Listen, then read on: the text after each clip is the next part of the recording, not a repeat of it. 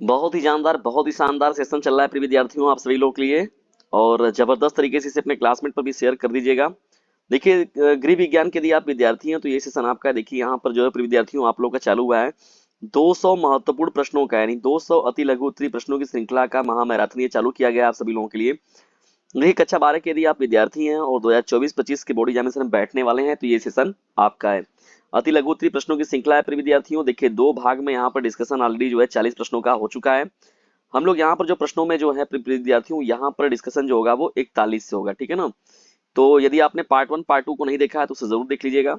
विनम्र निवेदन है आपसे, क्योंकि वो आप ही के लिए बना हुआ है और निश्चित तौर पर वो आपको लाभान्वित करने वाला सेशन था प्रिय विद्यार्थियों। अब यहाँ पर जो हम लोग बढ़ रहे हैं, यहाँ पर देखिए ये तो हो चुका था, यहाँ 41 से हम लोग बढ़ते हैं। देखिए ये सेशन आपका है, ठीक है ना। यहाँ 41 से हम लोग बढ़ रहे हैं, सेशन को लेकर आगे बढ़ते हैं। स्टार्ट फटाफट शेयर और कर दीजिए अपने क्लासमेट पर, और लाइक भी कर दीजिए। आप लोगों के लाइक से क्या होता है कि इंटरनल मोटिवेशन मिलता है प्रिय विद्यार्थियों। और जबरदस्त तरीके से स्टडी कीजिए, क्योंकि अभी नहीं तो कभी नहीं, समय बिल्कुल भी नहीं है। लापरवाही बर्दाश्त नहीं की जाएगी। यदि आप लापरवाही करेंगे तो उसका हर्जाना आपको 2-3 महीने बाद खुद ही चुकाना पड़ेगा आपके रिजल्ट के रूप में। चलिए, बाल देखभाल सेवाओं के प्रकार क्या हैं? बाल देखभाल सेवाओं के प्रकार क्या हैं? देखिए प्रिय विद्यार्थियों, ये होता है आंगनबाड़ी के माध्यम से देखिए किया जाता है, डे केयर के माध्यम से किया जाता है, और पालना घर के माध्यम से जो होता है देखभाल सेवाएं होती है जो कि बालकों के लिए की जाती हैं। 42 प्रश्न की ओर बढ़ती है। देखिए फुल फॉर्म के रूप में कोई ना कोई प्रश्न जरूर पूछा जाता है। आईसीडीएस, आईसीडीएस का पूरा नाम क्या होगा?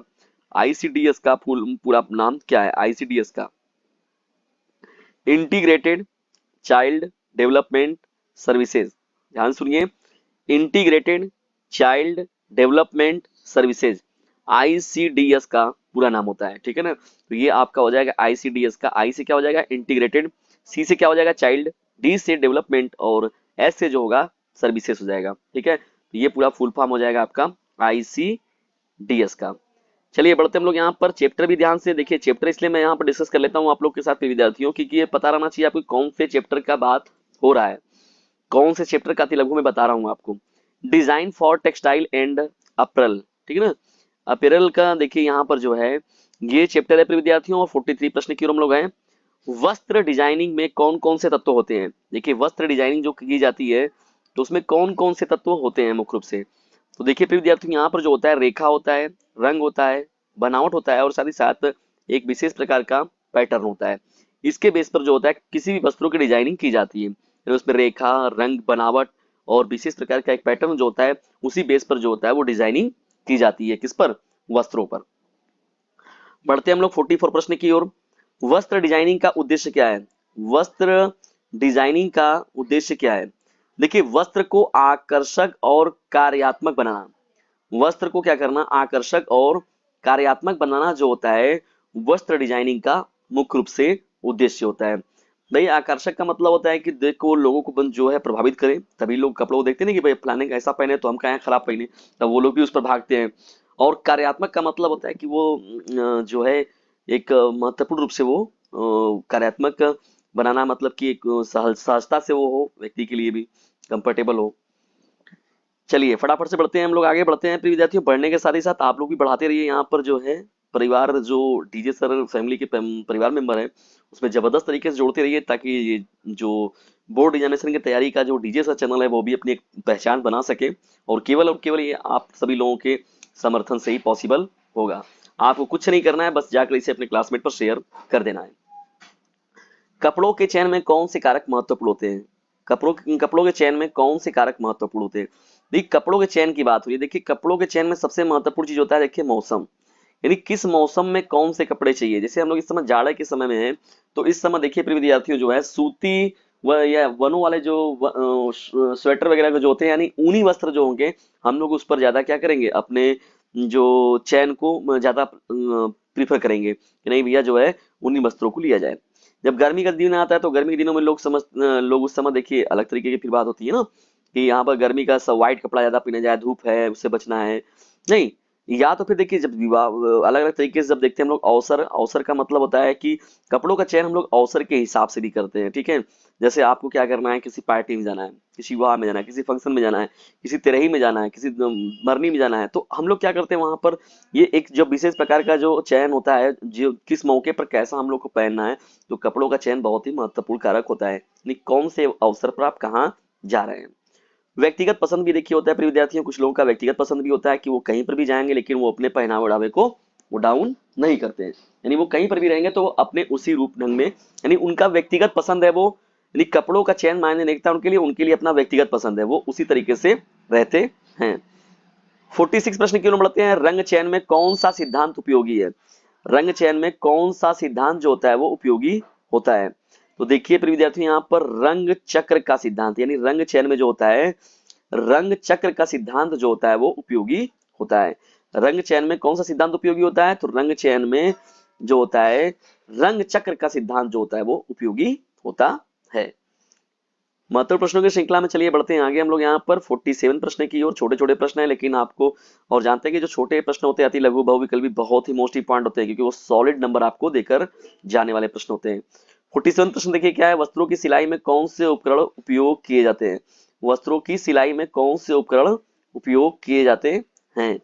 तो देखिए प्रिय विद्यार्थियों, कैंची का हम लोग देखिए वस्त्रों की सिलाई में उपयोग करते हैं, सुई धागा का प्रयोग करते हैं, ये तो आप जानते ही हैं, और मापने का जो टेप होता है, टेप होता है, और देखिए चाक वगैरह का भी प्रयोग करते हैं। बहुत सारे मेन सामान है इसमें, लेकिन मुख्य रूप से कैंची, सुई, धागा और मापने का जो टेप होता है ये तो एकदम अनिवार्य चीज हो गई, ठीक है ना।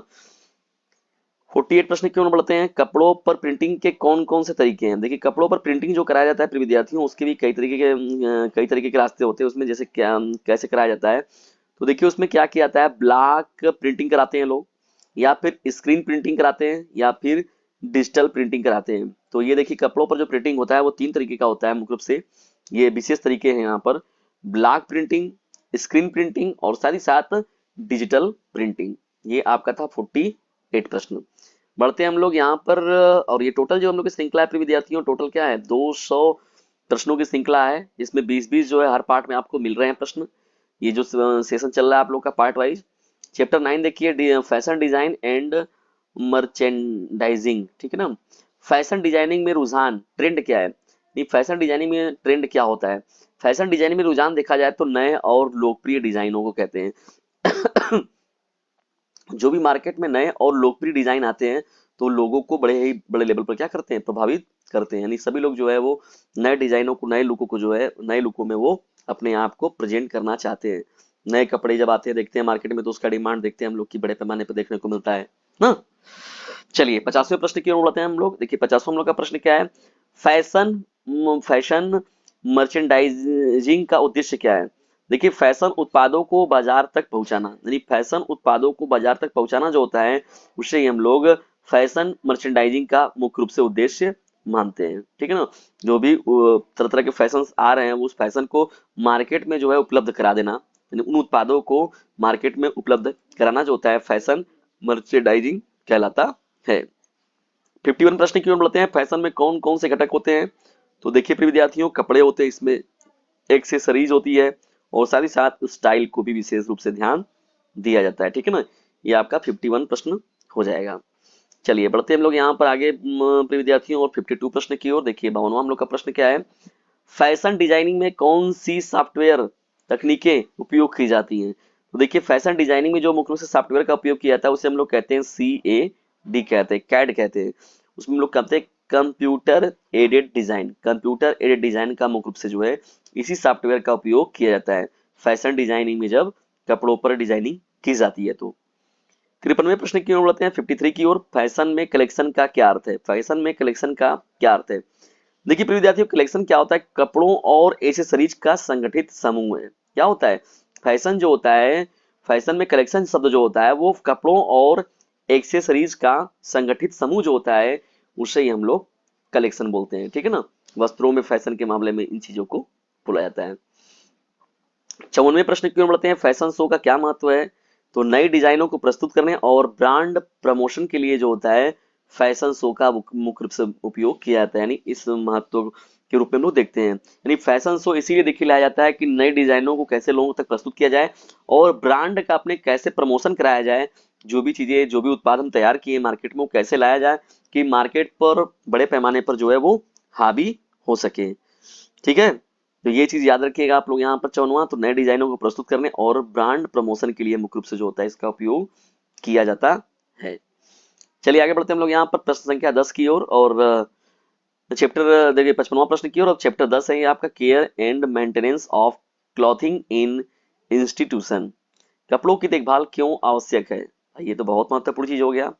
कपड़ों का रखरखाव बहुत जरूरी होता है।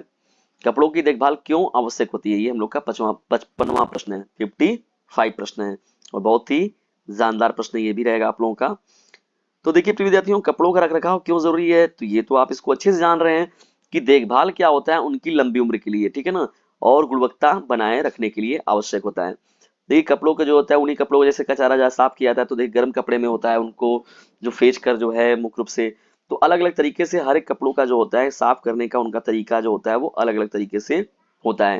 यानी हम सभी कपड़ों को जो है हम लोग एक तरीके से नहीं करते हैं। जैसे कहा गया कपड़ों को जो है ज्यादा तक धूप में नहीं रखना चाहिए, उससे क्या होता है देखिए प्रिय विद्यार्थी उनका कलर उड़ जाता है ना।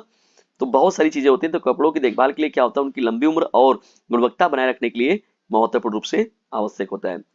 प्रिय विद्यार्थियों, जो बालिकाएं हैं वो जबरदस्त तरीके से इसे अपने क्लासमेट पर शेयर करें और खुद भी लाभ उठाएं इसका और दूसरों को भी इससे लाभान्वित करें। मुख्य रूप से देखिए जो गृह विज्ञान का सब्जेक्ट है वो बालिकाओं का है। तो प्रिय विद्यार्थियों, आप सब लोगों से विनम्र निवेदन है कि जबरदस्त तरीके से इसे अपने क्लासमेट पर शेयर जरूर कीजिएगा, क्योंकि याद रखिएगा sharing is the best way of learning. तो खुद भी लाभ उठाइए और दूसरों को भी इससे लाभान्वित जरूर कीजिए। कपड़े धोने के लिए कौन से डिटर्जेंट उपयुक्त होते हैं? देखिए हल्के और पर्यावरण अनुकूल जो डिटर्जेंट होते हैं कपड़े धोने में मुख्य रूप से जो होता है उन्हीं का उपयोग किया जाता है, ठीक है ना।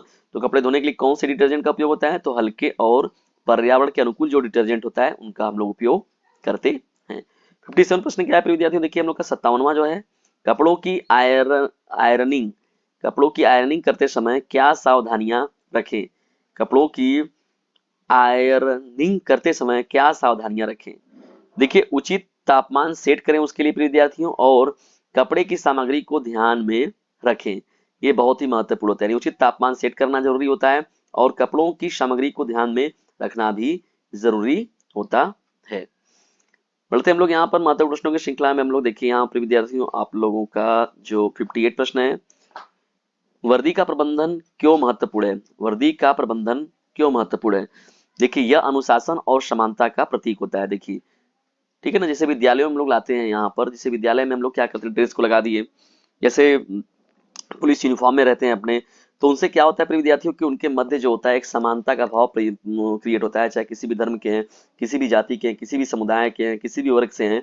तो वो एक समानता है, यानी अगर देखा है गरीबी अमीरी को वो ढक देने का काम कर देता है एक तरीके से ना, जब हम लोग वर्दी या किसी भी ड्रेस की बात कर देते हैं तो। और साथ ही साथ अनुशासन बहुत जरूरी होता है, ठीक है ना, जिसे हम लोग डिसिप्लिन बोलते हैं। और आप लोग जानते हैं कि discipline is a way to achieve 100%, यानी किसी भी कामों को बेहतर तरीके से अंजाम देने के लिए जो सबसे महत्वपूर्ण कारक है प्रिय विद्यार्थियों वो है आपका अनुशासन। 59 प्रश्न देखिए क्या है, रेशमी कपड़ों की देखभाल कैसे करें? तो उन्हें ठंडे पानी में हाथ से धोएं और छाया में सुखाएं। तो जो भी रेशमी कपड़े होते हैं प्रिय विद्यार्थियों तो उनको ठंडे पानी में धोना चाहिए और छां में, मतलब धूप में नहीं, धूप से उसे बचाना चाहिए।